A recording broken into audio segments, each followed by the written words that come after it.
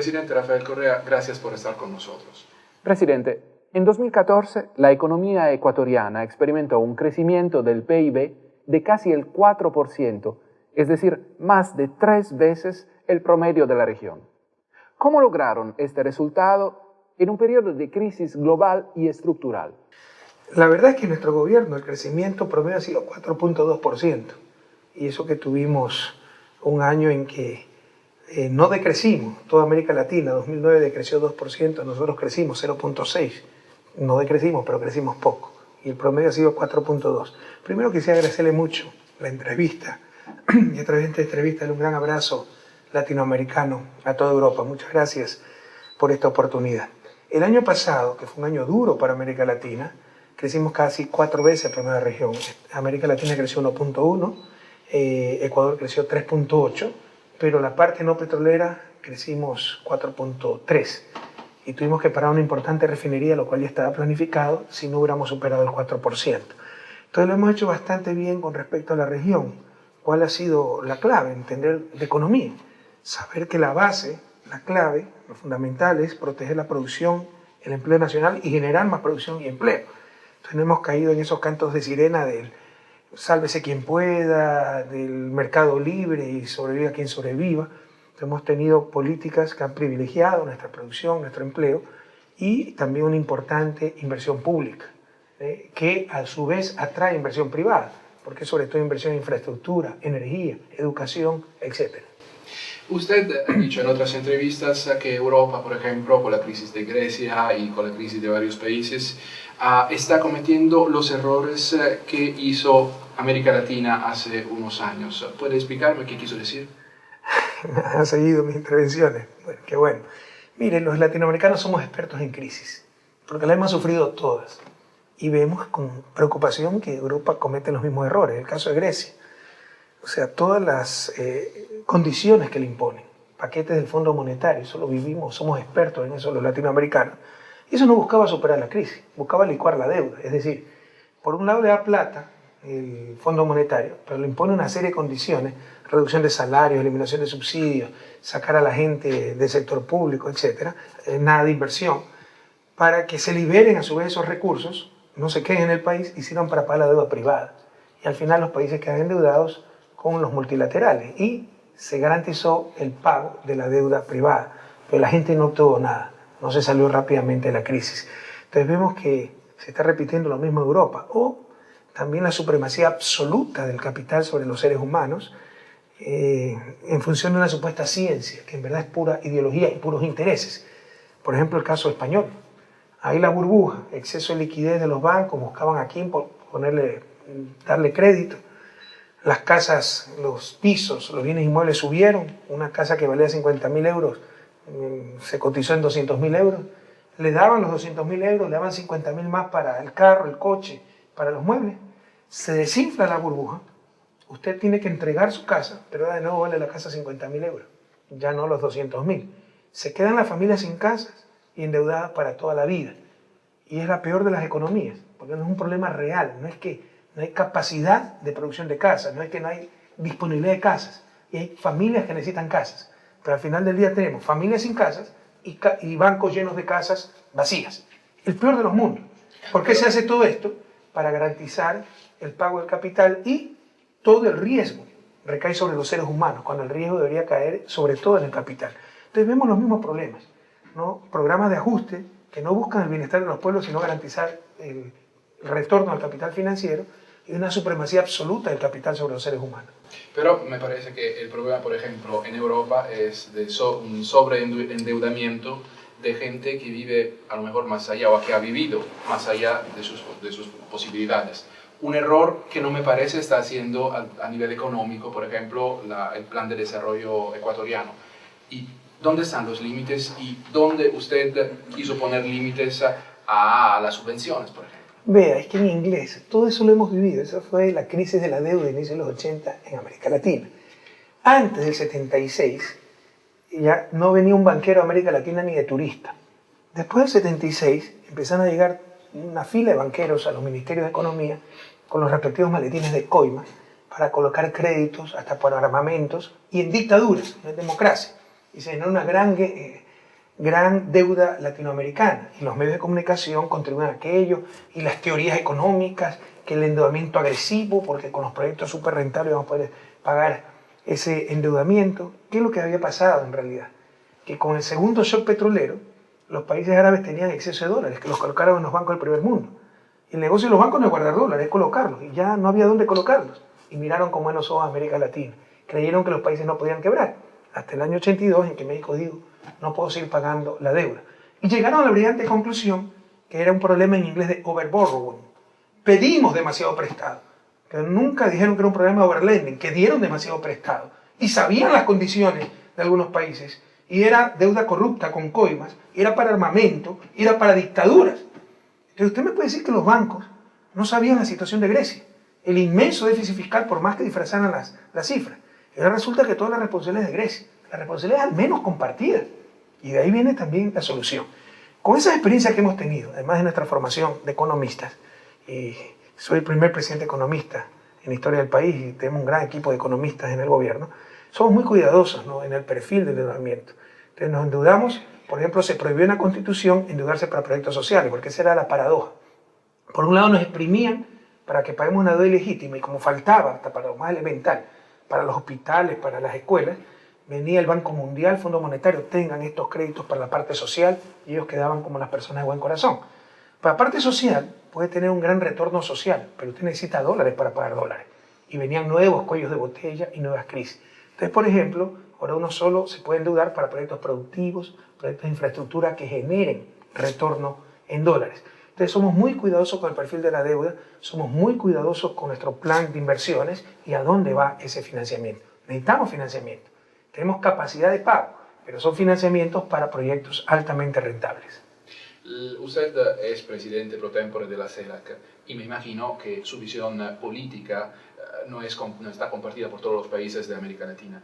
¿Cuál cree usted que han sido los logros de la presidencia ecuatoriana durante este periodo? Vea, primero la CELAC no es ni de lejos la Unión Europea. Nos falta mucho consolidar nuestra integración y el ejemplo a seguir es la Unión Europea. Yo los admiro en eso. O sea, 28 países con diferentes culturas, lenguas, religiones, sistemas políticos, historia. Enemigos eternos. 2 guerras mundiales donde murieron decenas de millones. Y con la voluntad política de sus líderes, de sus pueblos, logran una unión e incluso una unión monetaria, una unión política, social, económica, monetaria. Nosotros, que tenemos todo en común, idioma, cultura, historia, religión, sistemas políticos, todavía no logramos consolidar esa integración. Siempre decimos, siempre digo que mientras que Europa tendrá que explicarle a sus hijos por qué se unieron, nosotros tendremos que explicarle a los nuestros por qué nos demoramos tanto. Pero al menos ya un buen comienzo la CELAC, pero es más bien un foro para procesar nuestros conflictos, para tener posiciones comunes, más que una integración ejecutiva, ¿no?, de acciones, programas. Eso más bien se hace a nivel de Sudamérica en UNASUR. Y el mundo del futuro será un mundo de bloques. Por eso es tan buena esta reunión, esta cumbre, porque permite conciliar criterios entre un bloque muy importante, la Unión Europea, y el bloque de países latinoamericanos del Caribe. ¿Y para qué? Consensuar posiciones, por ejemplo, para influir en cosas que atañen a toda la humanidad, como el cambio climático. Tenemos la próxima cumbre en diciembre en París y, por ejemplo, acordamos insistir en que se logre un acuerdo vinculante, es decir, con responsabilidades, con contribuciones y con sanciones para quien no cumple el acuerdo. ¿Y cuáles han sido las reacciones, por ejemplo, de Estados Unidos o China a esta propuesta? Bueno, acabamos de discutir esto, no sé qué reacciones tendrán, pero ya que toca el tema, nuevamente hay que felicitar a Europa, ha tenido un liderazgo muy claro en la conservación del ambiente, en el impulso a Kioto, y Estados Unidos y China, que son los 2 mayores contaminadores del mundo, no han firmado Kioto. El miedo a la crisis está favoreciendo muchísimo aquí los movimientos populistas y sobre todo la derecha extrema. ¿Cuál es su visión o su crítica al desarrollo o de la Unión Europea en el momento? El miedo es el arma más letal para ser dominados. No hay que tener miedo, hay que tener fe. Eso siempre le decimos al pueblo ecuatoriano. Ahorita en base al miedo, yo tengo violentas protestas en Ecuador. ¿Sabe por qué? Porque pusimos impuestos progresivos a las herencias. Dicho sea de paso, siguiendo el modelo belga. Y como las oligarquías, los ricos nunca han heredado porque eludían todos los impuestos, etc. Entonces tenemos una arremetida feroz metiéndole miedo a la gente. diciendo que le vamos a quitar la casita, el carro, cuando estas son para las grandes fortunas y es un impuesto progresivo, que estamos atentando contra la familia, porque toda familia tiene derecho a recibir los hijos de sus padres algo, como que si se le va a quitar ese algo. Esto es para las grandes fortunas. En Ecuador, 90% de las grandes empresas son poseídas por menos del 2% de la familia. Hay una concentración de riqueza brutal, al igual que toda América Latina. Y cuando se trata de resolver ese problema gravísimo, el pecado social más grande de América Latina, tenemos toda esta arremetida. ¿Y cómo se manipula a la gente? Con el miedo. Ahí hice un mensaje muy fraternal a los pueblos europeos, a no tener miedo, a tener fe, a no perder la sensatez, a no caer en extremismo como el fascismo. América Latina era tierra de emigración. Ahora muchos españoles y europeos se van a Quito. ¿Por qué? ¿Hay programas para atraerlos? Ecuador nunca fue una tierra de gran emigración. Eso se produce. Tenemos millones de compatriotas que salen en pocos años, lo cual fue una verdadera tragedia nacional. Ahí sí, se atentó contra la familia.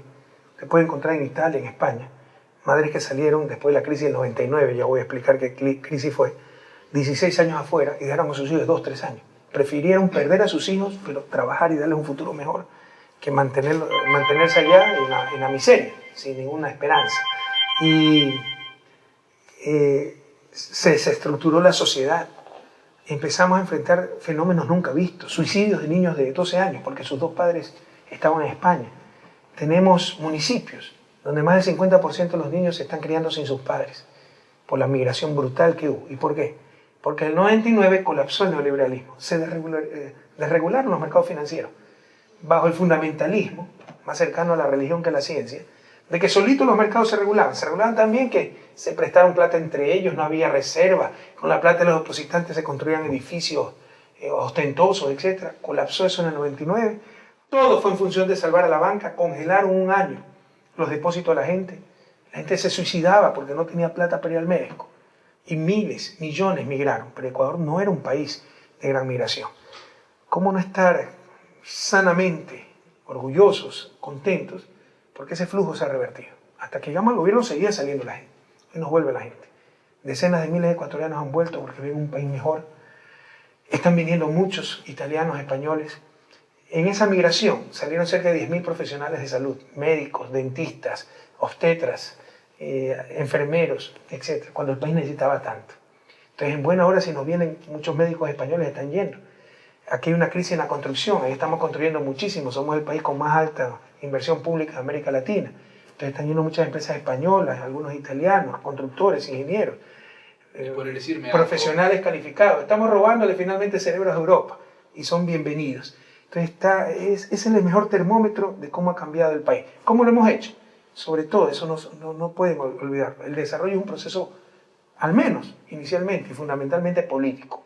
¿Quién tiene el poder? El poder está en manos de unas élites. El poder está en manos del capital financiero. Ahora el poder lo tiene el pueblo ecuatoriano. ¿Cuáles son los incentivos y las ventajas de la inversión extranjera en Ecuador? Bueno, ojalá no se acabe esa estabilidad con todas las protestas que tenemos por poner impuestos a la gerencia, impuestos a los ricos, imagínense. En todo caso, normalmente pues esas empresas, le insisto, o sea, somos el país con más alta inversión pública con respecto al PIB. Hay grandes proyectos de infraestructura, hay grandes transformaciones de infraestructura, entonces hay espacio para estas grandes empresas que además muchas veces vienen con financiamiento propio, de China, de Rusia, de Brasil. Entonces, lo que necesita un país en la etapa de desarrollo de Ecuador es básicamente financiamiento, y muchas empresas nos vienen con financiamiento propio. Ecuador intenta desarrollarse a todos los niveles. Venezuela apostó mucho sobre los ingresos del crudo. Una vez que el precio se derrumbó, el país cayó en la crisis. Bueno, Venezuela tenía mucho mayor dependencia del petróleo que Ecuador, y eso no se puede acabar en 2 años, en 10 años, 20 años. Son cambios estructurales profundos, es la industrialización, es el desarrollo. Y los problemas de Venezuela no es que vienen de ahora. O sea, primero, yo le pregunto a los europeos, ¿cuándo escucharon hablar de Venezuela antes de Chávez? Venezuela es lo que es, está en el día a día, todos conocemos a Venezuela, gracias a Chávez, gracias a los avances que hizo ese gobierno. Sepan ustedes que Venezuela fue casi 70 años el primer productor exportador de petróleo del mundo. Fue la Arabia Saudita durante décadas. ¿Dónde se fue esa plata cuando las oligarquías mandaban a Venezuela? ¿No? Ustedes saben que a la reina de belleza le daban subvenciones de por vida. Los barcos de PDVSA se llamaban como las reinas de belleza y le pagaban por eso a la reina de belleza. Así se apreciaba la plata en Venezuela. Los condominios de lujo en Miami, toda la plata se fue afuera. ¿Cuándo han conocido industria venezolana? Entonces eso no se puede solucionar. Son 70 años de ese mal manejo. No se puede solucionar ya en algunos años de gobierno bolivariano, pero además que han tenido que solucionar muchos otros problemas frente a una oposición política y se han cometido errores, sin lugar a dudas, como nosotros también lo hemos cometido. Están conscientes de aquello, están tratando de arreglar las cosas, pero no es fácil. Pero quiero decirles que Venezuela era mucho más dependiente del petróleo que era Ecuador.